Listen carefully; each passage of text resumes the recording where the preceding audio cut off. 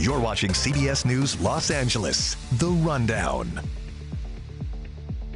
Hello, everyone. I'm Ross Palumbo. Here's a look at your top stories at this hour. 9 LA firefighters are injured after a truck explosion in Wilmington this morning. 2 are still in critical condition.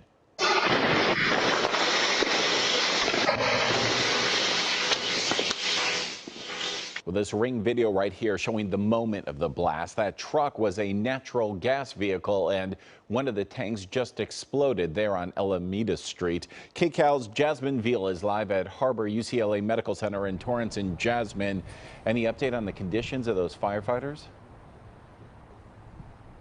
Well, right now, this is what we know, Ross, here at Harbor UCLA Medical Center. As we heard from those officials, including the mayor, including the fire chief just a short time ago, that here at this hospital, 8 of those 9 injured firefighters remain. We are told they are receiving excellent care after that tragic explosion, that natural gas explosion of that semi-truck early this morning. That one firefighter in critical was intubated. He had to be transferred to Los Angeles General, one of the 3 burn centers here in LA. So again, you have one firefighter who was airlifted out to LA General, and then you have 8 of those other firefighters, one of them also here in critical condition. So let me take you to the scene, tell you what we know. A difficult day for the firefighting community, and that is what the public information officer with the LA City Fire Department said right off the top, just how difficult this has been. But at 6:58 a.m., that is when that call went out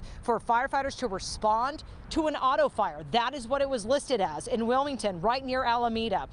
A tractor was on fire, did not have a trailer, but it was unique because this truck, it was not powered by fuel. It was a clean air vehicle or compressed natural gas. It had these 2 100-gallon tanks on each side. We're talking 3,300 pounds of pressure to power that truck. So 10 firefighters responded to this, as they do with a large auto fire, to put it out. And within 6 minutes, those CNG, the compressed natural gas tanks, exploded, or one of the 2 just exploded. And 9 of those firefighters were injured. Again, 2 in critical condition, rushed here to the hospital. So the female driver was okay. She had actually exited that truck and had called 911 when she noticed something was wrong, and then it caught fire. Well, the fire chief told me that as far as she knows, these firefighters, they were unaware of this impending danger of the CNG, of the natural gas. But again, a huge response. As soon as those injured firefighters were taken to the hospital, you had about 150 firefighters responding to the scene at the peak to make sure that no one else was in danger. They set up a 500-foot perimeter. No homes, they say, were ever threatened or other citizens in the area. The fire chief says that, again, of the 10 firefighters who responded, 9 were injured. They were brought here initially to Harbor UCLA. Kristen Crowley says that the 2 firefighters in critical condition, she told me that they are fathers, they are married, so their families rushed here to the scene. We don't yet know their ages or even how long, Ross, they were with the department, but the surgeon also spoke, the trauma surgeon. She says those injuries ranged from blast injuries to burn injuries, even from being thrown right off of that fire truck, and inhalation injuries. She was worried about those 2 critical firefighters not being able to breathe properly. So that is first and foremost what they started to look at when they arrived here at the hospital. The fire chief says that she was able to meet with each of those 9 firefighters face to face, to look them in the eyes, to assess their injuries, and to just recognize the heroism, how much sacrifice they made in responding to these calls, right? And the chief says she also spoke with the family, and she talked about the one critical firefighter she was able to meet with here, who she says was awake and talking. Take a listen. Now, I've taken the opportunity to meet with every single one of our 9 members and to look at them and their faces was something that I will never forget. I'm reminded of how heroic our members are, and that each and every day they are putting themselves in harm's way to provide an incredible level of expertise and professionalism to the people that we serve. So again, we have 7 injured firefighters here at this hospital being treated for general injuries, some moderate, some minor, 7 again of those firefighters injured, 1 critical here, but stable, we're told, who was alert and talking to the fire chief, and then another critically injured firefighter who was airlifted out to Los Angeles General for some severe injuries, including those burns. It's, you know, one of 3 burn centers that he was taken to. It is unclear, Ross, when exactly these firefighters will be released. Again, they have to, most likely they will stay here through the night, but we're waiting for any updates to come from the LA City Fire Department. They are just asking the community for thoughts and prayers. You know, Jasmine, when we were listening to the trauma doctor on duty at the time, Molly Dean, and she said that she went back and then looked at the video of that truck exploding. So dramatic. Yeah. She herself was surprised that the injuries weren't worse, and it's pretty incredible that the chief was actually able to speak with them. So is the general feeling from all the firefighters and family members that are streaming in and out of there that the vast majority of those people are going to be okay and make it through?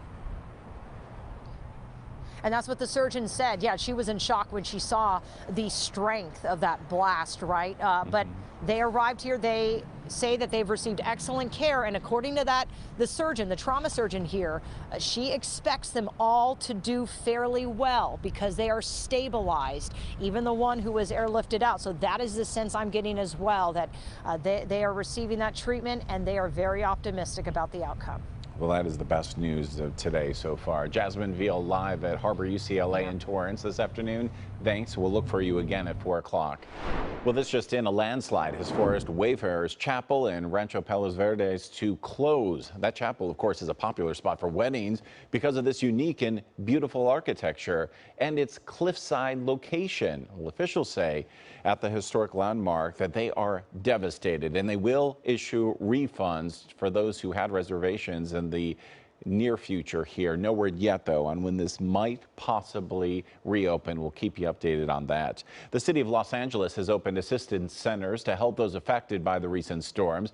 They're meant to be a one-stop shop for people to ask questions and get some information on recovery services. The locations are the Mid-Valley Senior Citizen Center in Panorama City, open today until 8 p.m. The South Los Angeles Sports Activity Center tomorrow, open from noon to 8 p.m. And the Pan Pacific Senior Activity Center, that's open Saturday from 11 a.m. to 7 p.m.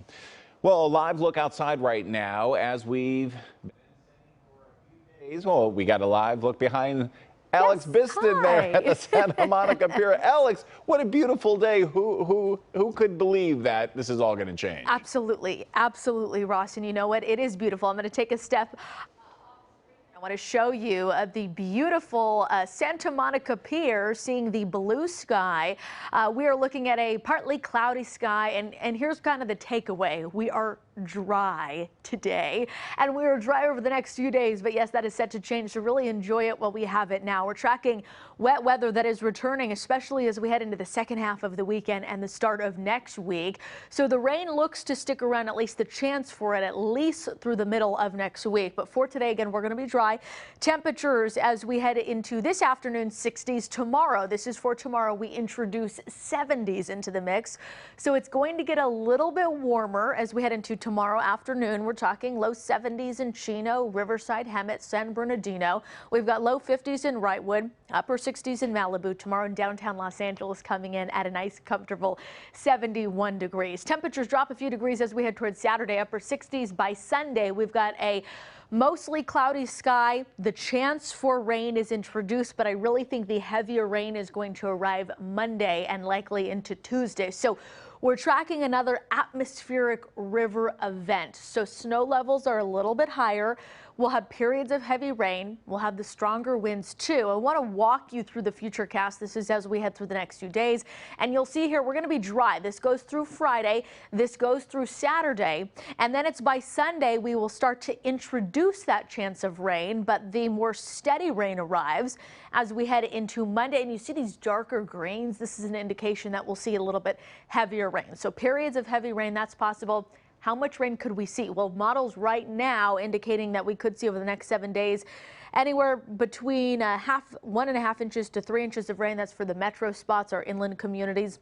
We could see more like 4 or more inches of rain up toward the central coast, up towards Santa Barbara and north of Point Conception into San Luis Obispo County. So, of course, we'll continue to watch this. As far as the timing, we're still trying to fine-tune that, and we will as we head through the next few days, but want to show you this. The sunshine sticks around tomorrow and Saturday. Rain chances increase Sunday, and rain is likely by President's Day Monday, with rain chances continuing through the middle of the week. Ross.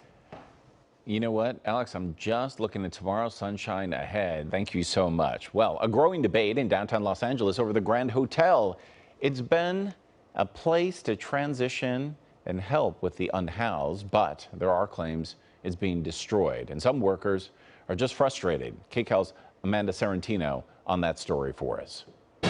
I'm Amanda Starantino at LA City Hall, where these hotel workers, they're on strike for another day. We know hotel workers have been on strike since last July, asking for better pay, better benefits, but these hotel workers in particular, they're all with the LA Grand Hotel in Los Angeles. Now, that hotel has had a spotlight on them because they've been part of the Project Room Key, where the unhoused have been staying there since COVID. Well, that program has expired, but since then, the city of Los Angeles, with the mayor's office, they brought in their Inside Safe program, so they're housing people in those hotel rooms there, and these are the people that have to look after them. Now, some of the hotel workers I talked to, one in particular is a housekeeper. She says she's not just a housekeeper anymore. She has to play the role of a cop. She has to play the role of a counselor. She says she's scared for her life, and also the conditions that she's cleaning up, she says are just plain nasty. We're going to have more on that coming up on KCAL News. All right, thanks a lot, Amanda. Fashion's biggest night is just 3 months away, and today the Met Gala co-chairs and the theme were all revealed here on Instagram. Zendaya, Jennifer Lopez, Bad Bunny, and Chris Hemsworth are co-chairing the event with Vogue's editor-in-chief, Anna Wintour, on May 6th. That's when the event is. The dress code for this year is the Garden of Time. Officials say they expect attendees will be inspired to wear fairy tale-like outfits, including moody florals. You got that? Moody florals. Only the moody ones. Thanks. This has been The Rundown. Thanks for joining us. We'll be back here live at 3 right here on CBS News Los Angeles.